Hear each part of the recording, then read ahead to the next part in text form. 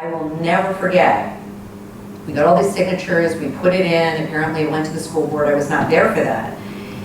And the school bus came back from a trip and they announced, well, the girls can come and try out for the basketball team. So Jessie tried out and she played first string. She was better than anybody else on that team, and I will never forget. I get emotional about it because you can make change and you can do it for someone else, and it's about all of us. And I think we forget about that. We get so caught up in our own lives. And it wasn't just for her, it's now the next little girl that looks at her. It's the boys that finally accepted her and said, holy moly, she really is this good. Now it took a while for them to get to that point, but it taught me that change can happen. Doesn't mean you're gonna win when you go into the fight, but that's the goal.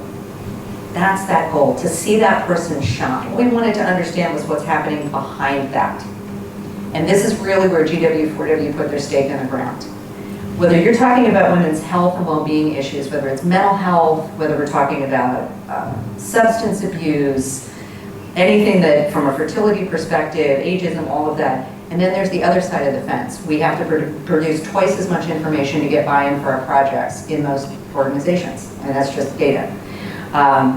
It is actually better if somebody advocates for you to get a raise than you going in and advocating for yourself. I hate to tell you that, but that's what the data tells us right now. But what's sitting really underneath all of this? And so, as no surprise, and we heard this over and over again, financial stability. How does a woman take care of her family and her career if she's in an abusive situation and is not making enough money to actually move out of that situation? Right? We think about this sometimes just at this very high level, but there are leaders at every level in organizations. And it was mentioned too, you start doing caregiving. I've seen women go through all that wonderful savings because mom or dad didn't have enough money, and we are not talking about that. And they will never be able to retire.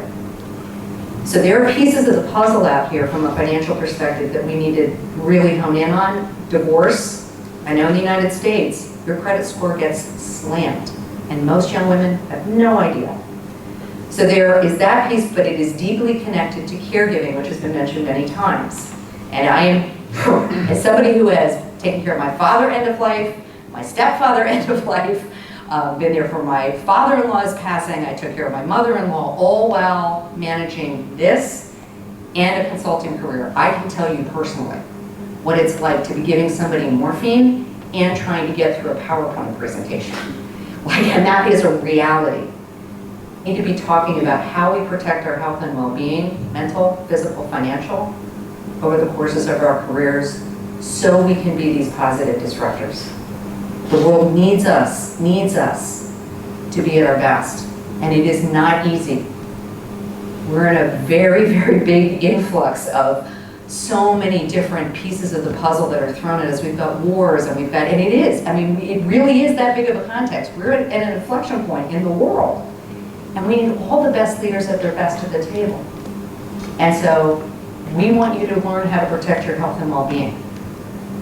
We want you to be able to be resilient enough to make it through crisis, change, and be those leaders that lead you forward.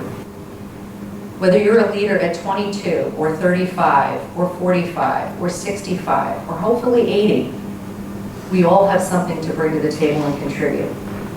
We can't do that if we are not healthy.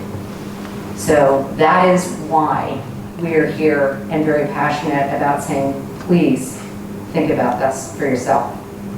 Don't ignore your health.